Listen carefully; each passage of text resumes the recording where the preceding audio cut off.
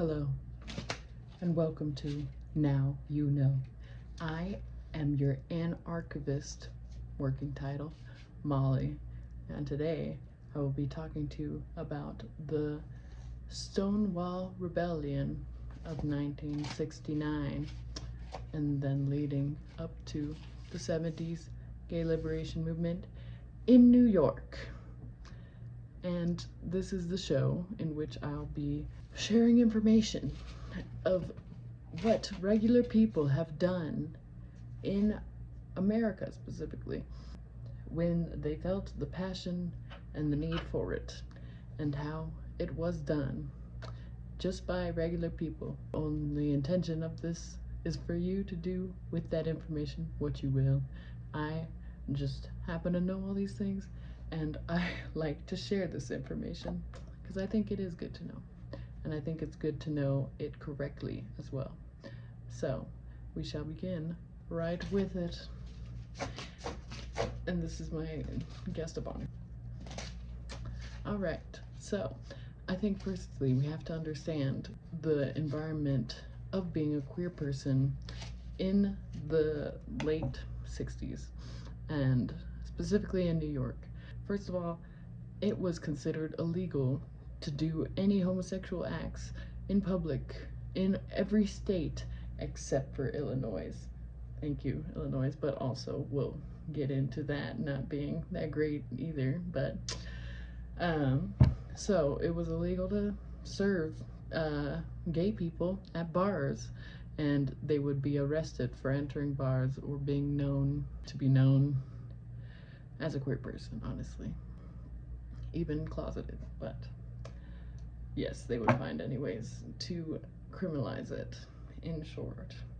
And so let's just fast forward to late 1969, and established in New York there were gay bars, but the catch of this was that because gay patrons were turned away from every other bar and given legal action sometimes for it, they were just a whole community of patrons that were willing to patron.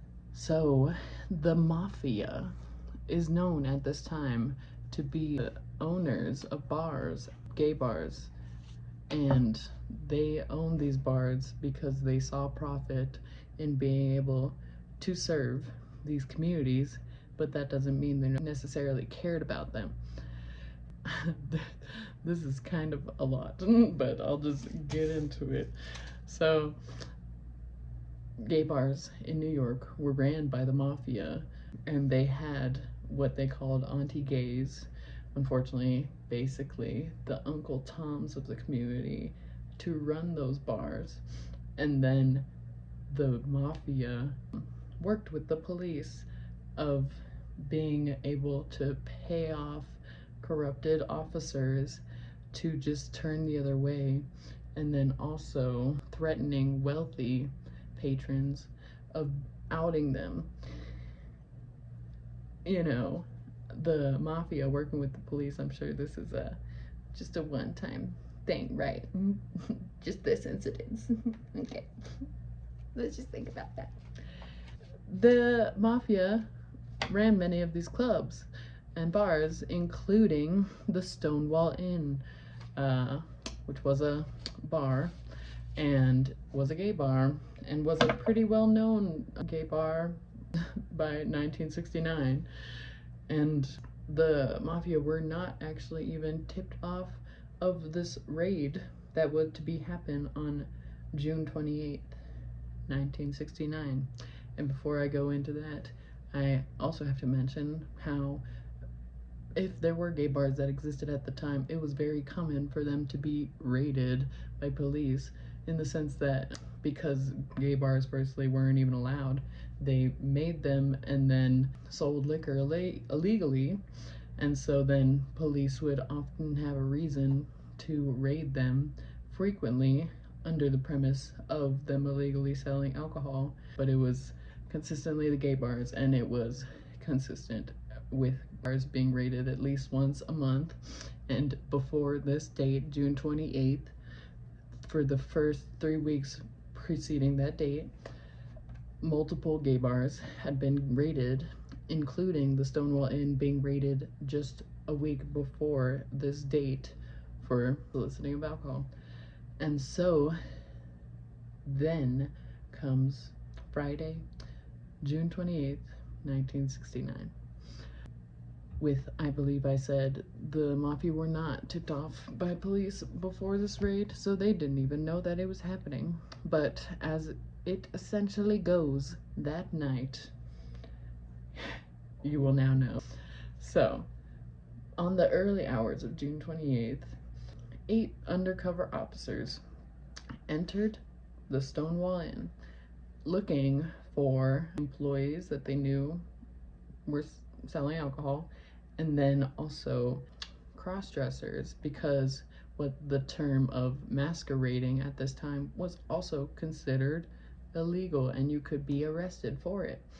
So those 8 undercover officers pick out people of this description in the crowd and begin arresting them, despite being undercover, but they just go ahead and arrest them all. And so then, as these cops are taking these newly arrested people to the squad cars outside, a crowd begins to build, and I think it's already understood. I think it's pretty simple that this community doesn't like cops.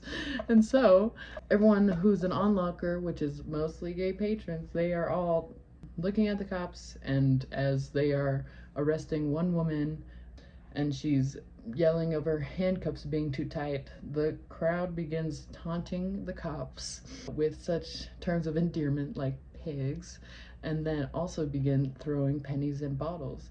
It is also said that some of them began slashing the tires of police vehicles. So we know people are down, man, in the way, in my opinion, in the best way, because I think what is important about this state as well is that I like to say it as a rebellion, and a rebellion being in a resistance and a defense for your community and for your own protection, and everyone mutually agreeing on that and fighting to protect each other. And that sort of violence as seeing as necessary in the circumstances given. So I say rebellion. So then from there it continues on, and then it is also said that 2 transgender women of color, Marsha P. Johnson and Sylvia Rivera, were said to have resisted arrest and have thrown bottles and stones. I personally am not one to name anyone as the first to do anything in this night, because they didn't have the documentation we have today, and it was just the people who saw that could tell you who was there and when, and they both were there. And even Marsha P. Johnson actually said in an interview that you can find in 1987 that she said she wasn't there when the crowd first started erupting, and she showed up within it and then gave her all. So that is just as significant whether anyone was the first of it or not. They all were there and they showed up. So then it builds from that. This is a very exciting because it is significant. By 4 p.m. and around that time, police then retreat and barricade themselves inside of the Stonewall Inn.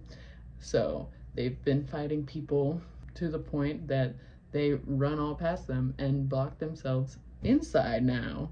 We'll see how well that decision making comes in a second. And so then the patrons all standing outside, and also the squad cars having already left with the arrestees. So it's just the on foot cops. So they all retreat inside, and then from my accounts it says that some people gathered a parking meter, which I'm not sure how, but I'll believe it. They use the parking meter as a battering ram and knock down the doors, and then use stones and bottles to knock down the windows and walls. And then some even concoct a little cocktail, but with a fun little zest called lighter fluid. Yeah, lighter fluid, liquor, and a cloth, and a little flame. It's very delicious, but you have to give it to someone else. Usually someone corrupt, and I recommend it, you know? Sylvia Rivera even has a quote that I will very much debrief, not say it exactly, but she said, when I saw people throwing Molotov cocktail, I saw that this was it. This is the start of a revolution. And damn, was she right. She was right. She was right. Sylvia Rivera, come on. Are we surprised? Okay.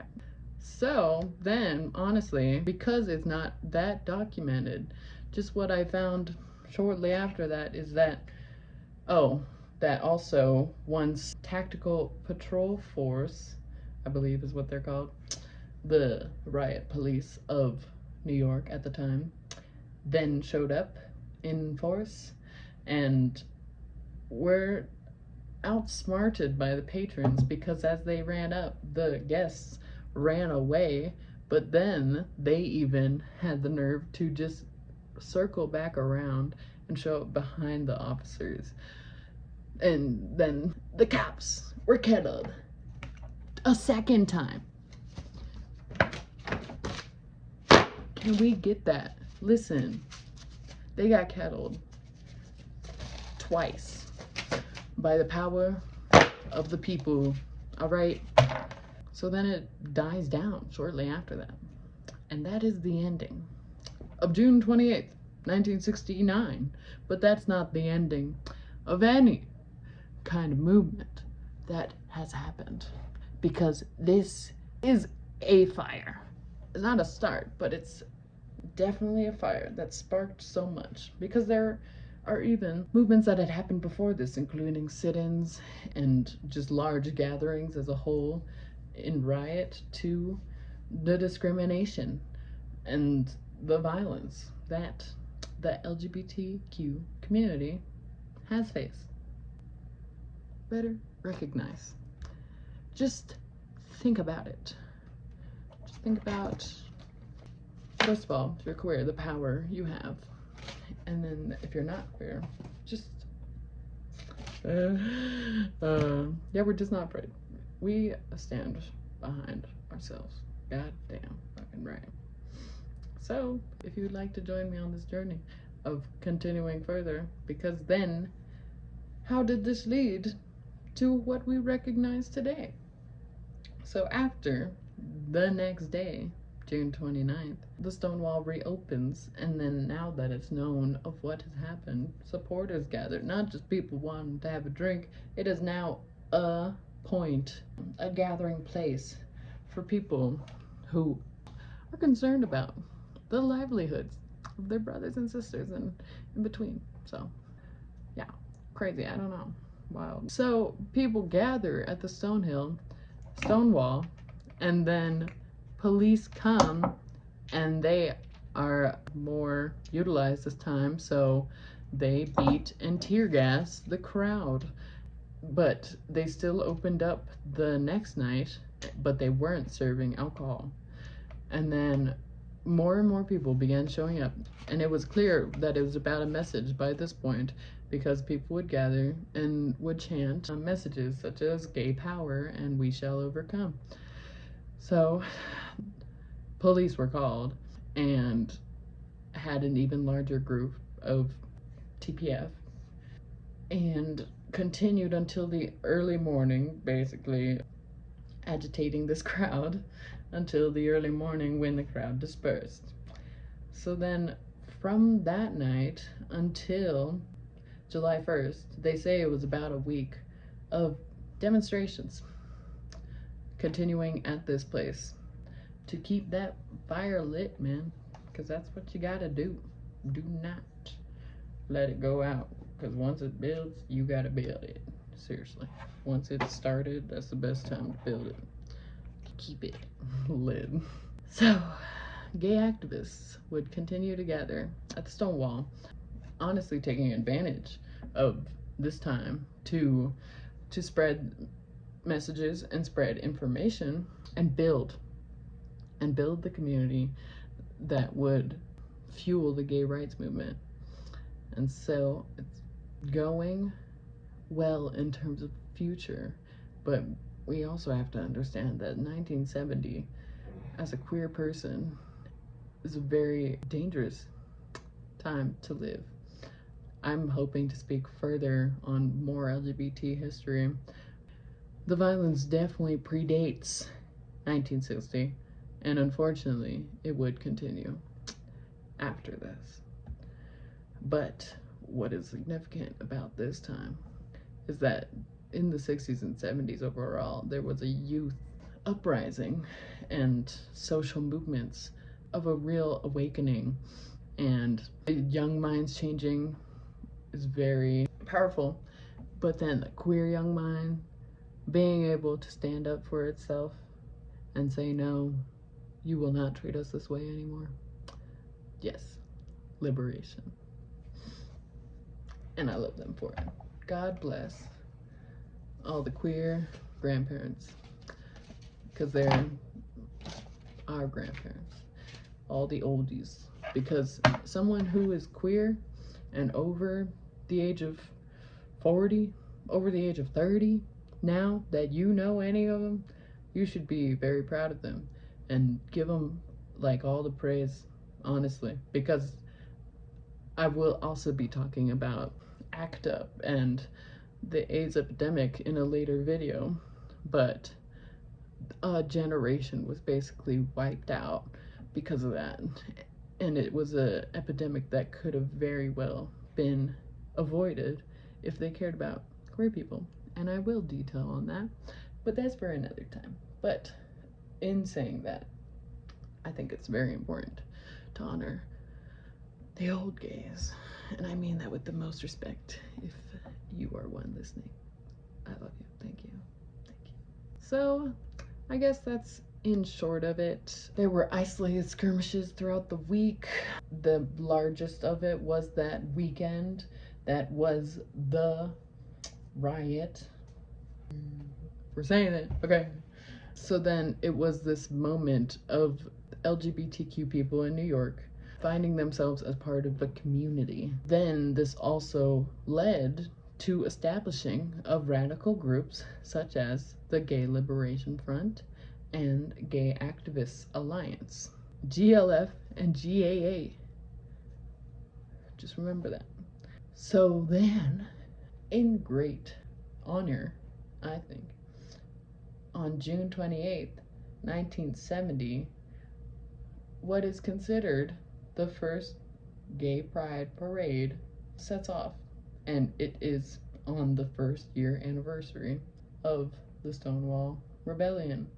I will say the first gay pride parade in New York. I would probably say then the first ever. If anyone knows, you can let me know.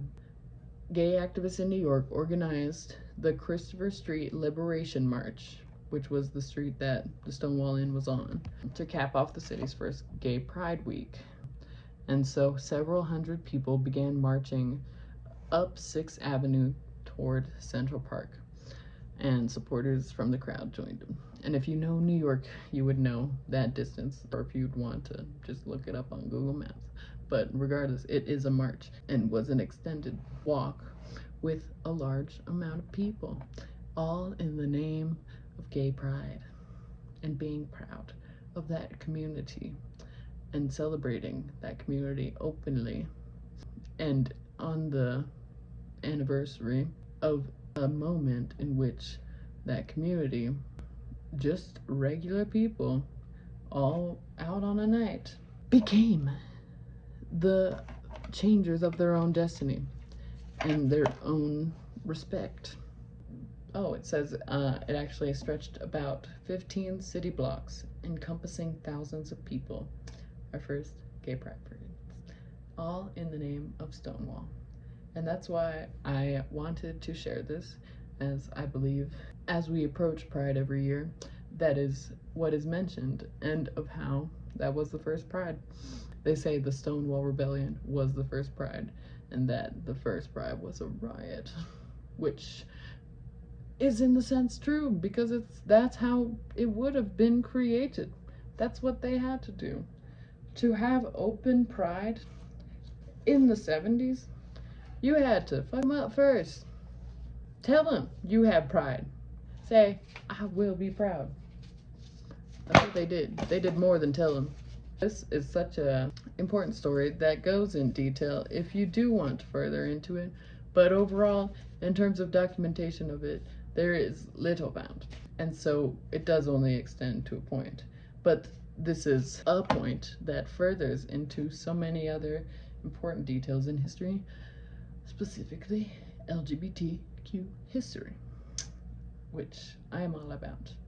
And so, finish off with a small dedication to Marsha P. Johnson and Sylvia Rivera, who I mentioned earlier, because they were two of the most powerful moving forces to come out of that week of rebellion, because they were two women who set on being continued gay activists in a consistent way in their community from this day forward. And so I will give you a little bit of info on them, and I highly encourage you to look more into their stories, because they were the first of anything, honestly, in terms of gay activism, and I'll tell you why. So, firstly, we will speak of Marsha P. Johnson, a truly beautiful transgender woman. I will also say that transgender was a term that was not popularized at this time. So understanding that her self-identified description of herself was a drag queen and a transvestite. And that was her terms that she used. But yes, she's a transgendered woman, as we now have that term understood. And so she was a gay liberation activist.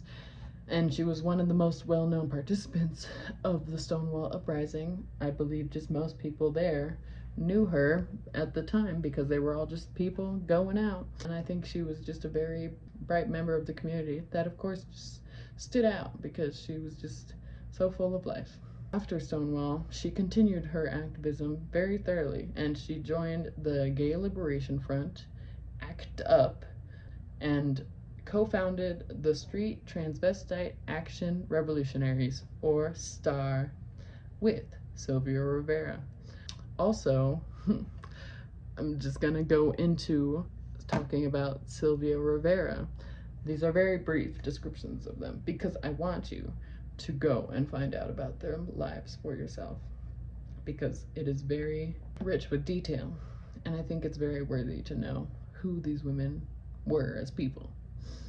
I think I should mention that Marsha P. Johnson was a Black trans woman, and Sylvia Rivera is a Latina trans woman. So I think that matters. Sylvia was also involved in Stonewall, and it led to her to campaign with the Gay Activist Alliance, campaigned with them for a city non-discrimination law for non-discrimination against gays. Or wait, I want to make sure I say this right. Because they successfully lobbied for, I just believe it was a trans non-discrimination law, so, which is really important, the fact that they got to make any kind of push forward in terms of respecting transgender people in 1970. That is a very big move, and they did it successfully. So don't forget what has been done in this country. Not the discrepancies, but the beauties made by the regular people. Do I emphasize that enough? I'm not sure.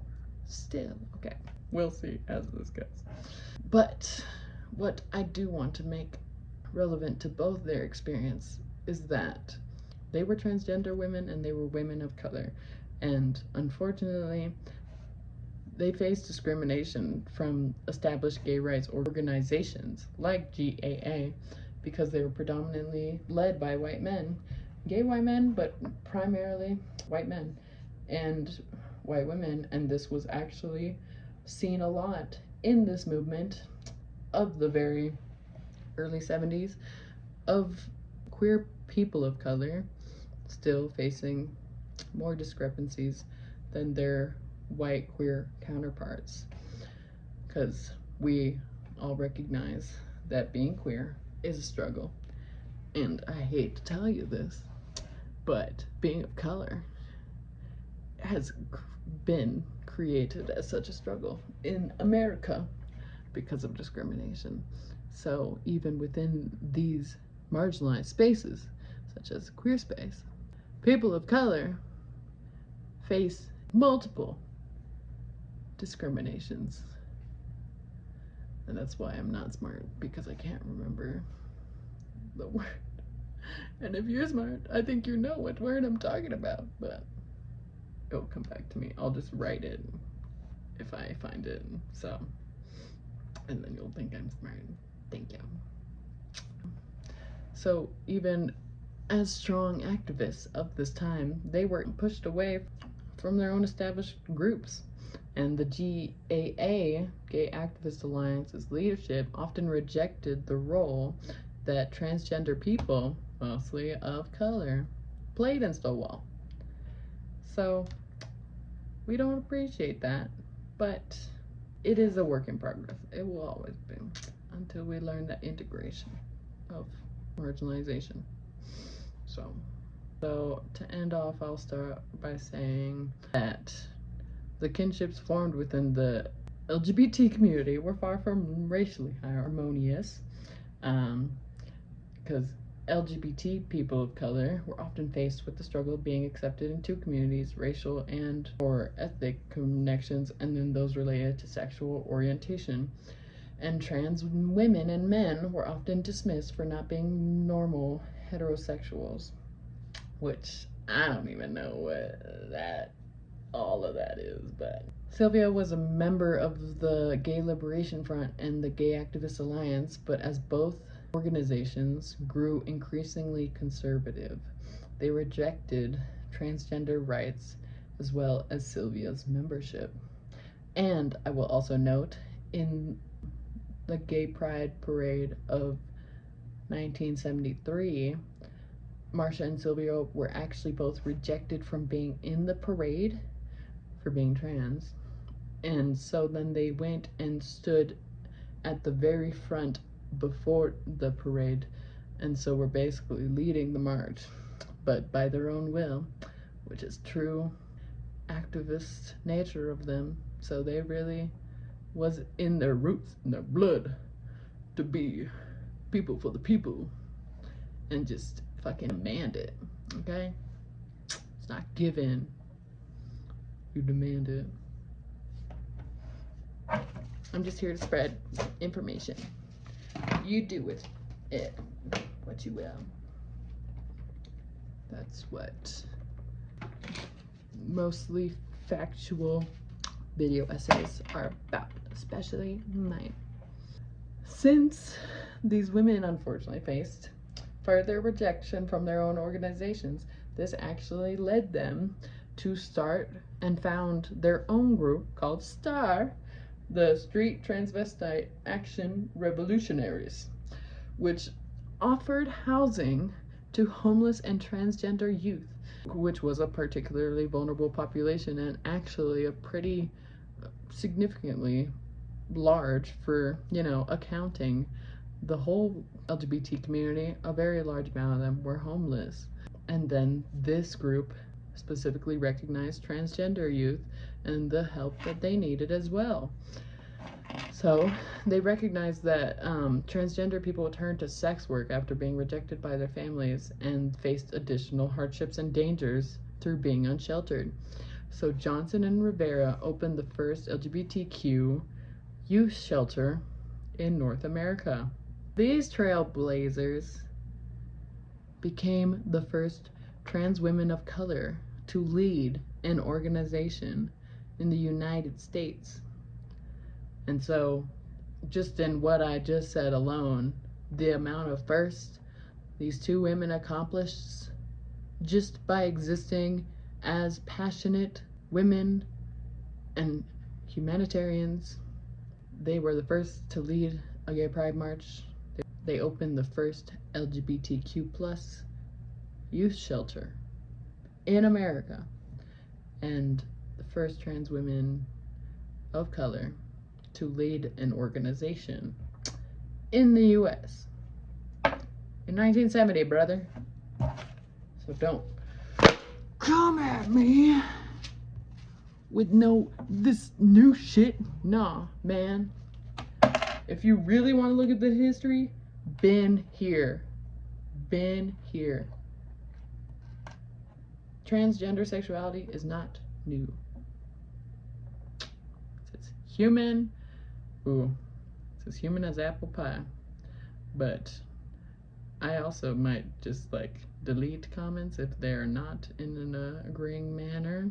We will see as this video uploads. I do believe in free speech, but I don't believe in hate comments, especially to a vulnerable group that I recognize. So, and I do recognize it, and I think we're way past not getting it, but it's all, I don't know. Transgender, the term, was not popularized until the 90s. But the 90s was also, yes, over 30 years ago. Hate to tell you that. I know. I'm sorry. 2010 was about 12-ish years ago. 2000 was not 10 years ago. I'm still accepting it. But, yes, just get with it. I know how to make a cocktail. And they successfully lobbied for the New York City Transgender Rights Bill, as well as trans inclusion in the New York State sexual orientation. I'm pretty sure they were the first to try that. Even if it isn't successful, they tried it. There is documentation of lobbyists for the New York City Transgender Rights Bill in 1970. Recognize.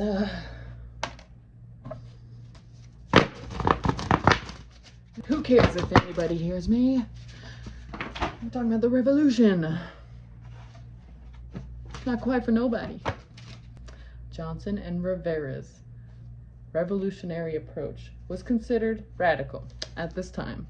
And Johnson's philosophy on securing equal rights, regardless of sexual orientation, was simple. We believe in picking up the gun, starting a revolution if necessary. And just having that as a belief is notable, I think, because they actually did believe that, because you saw from their actions. So if you believe that way, you should act that way too, and really mean it. And I'm not even meaning that like as a way to put anybody down. I mean, like, if you believe that way, then do that way. For real. I support it. Ooh. Oh, and you want to hear the hot tea to end that sauce off with? Is that Star, Johnson and Rivera's group, collaborated with other revolutionary groups of the 60s and 70s, including two little groups, I don't know if you've heard of them, the Young Lords and the Black Panthers. Sylvia Rivera met with Black Panther Party co-founder Huey Newton in 1971 and agreed they were sisters and brothers in the struggle for freedom.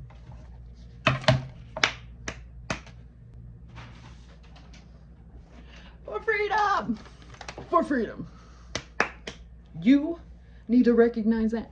Black Panther parties already was on brother and sister terms with the street transvestite action revolutionaries, okay? And that's that. That's on world peace. That's on understanding the bigger picture, the real enemy, what we're really fighting. Not opinions, It's the start of discrimination, but to end discrimination, yes. Coming together, Rainbow Coalition, Black Panther Parties, one of the smartest revolutionary groups to ever exist. If you don't know that, I don't know what to tell you. Now you know. Maybe. Hope you'll know more. Maybe we'll talk about it. So, these collaborations may have been a key to STAR's influence, building bridges with other oppressed groups with a common goal of obtaining human rights. So, in short, with those two people, I highly recommend you watch documentaries of their lives. Two well-known ones is Sylvia Rivera, She Was More Than Stonewall documentary, and the life and death of Marsha P. Johnson. And I will execute a trigger warning when you watch them, just because their lives weren't beautiful. It was very heartbreaking. They dealt with a very large amount of struggles. And I will preface saying that they determine how Marsha P. Johnson died as unsolved still, when I believe she was murdered as a trans woman of color, and the circumstances in how she was found. But people still literally want to say it's unsolved, when unfortunately trans women, especially trans women of color, have the highest risk of mortality among the LGBT community, but honestly, even compared to non-trans people, they have a higher risk of mortality. And there hasn't been a lot of studies about it, but they say the average life expectancy of trans women, especially of color, is 30 to 35, which is 25 and more years less than basically everyone else. So yeah, I want you to remember that as well. It is important to know that trans women of color, primarily Black trans women, are the highest homicide victims in terms of how queer people face mortality, and it's not okay.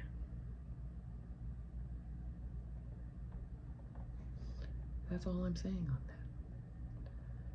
that. And I do hope you enjoyed this for what it was, and I do hope that you learned something. I believe that I will end this by bringing it to light to our current world. And I will start off by saying that I am from Colorado Springs. Most people don't know it. Most don't know fully about it. If you read about it, I won't agree with what it says. Recently it says that this is one of the most desirable places to live. As someone from here, no, it isn't. Thank you. And also, kind of as a transition, in that, as of a few months ago, here in Colorado Springs, we have one gay bar here in Colorado Springs, and for as long as I've been alive, there's been one. I do know that there were more around the 90s. There was like even a lesbian bar and just multiple queer bars. But as I've known it my whole life, there's one gay bar here. It is called Club Q. Recently there has also been a new piano gay bar that opened. We are grateful for that. But this is significant to the life that I've recognized living here. And that a few months ago, at the end of 2022, there was a shooting at Club Q between the hours of November 19 and November 20th, 2020. A mass shooting occurred at Club Q. 5 people were killed, 25 were injured, and 19 of them by gunfire. The fact that it is really hard to talk about because it is such a personal experience of something actually happening in your town that you hear of our people facing. And for it to happen at the one gay bar that we have here. So the gay bar was targeted. And I will not go into details about the shooter and the information about him that still is kind of not all accurate. What I will say is that proudly, an ally, a straight man who was there with his family, and a trans woman were able to stop the shooter and beat his face in.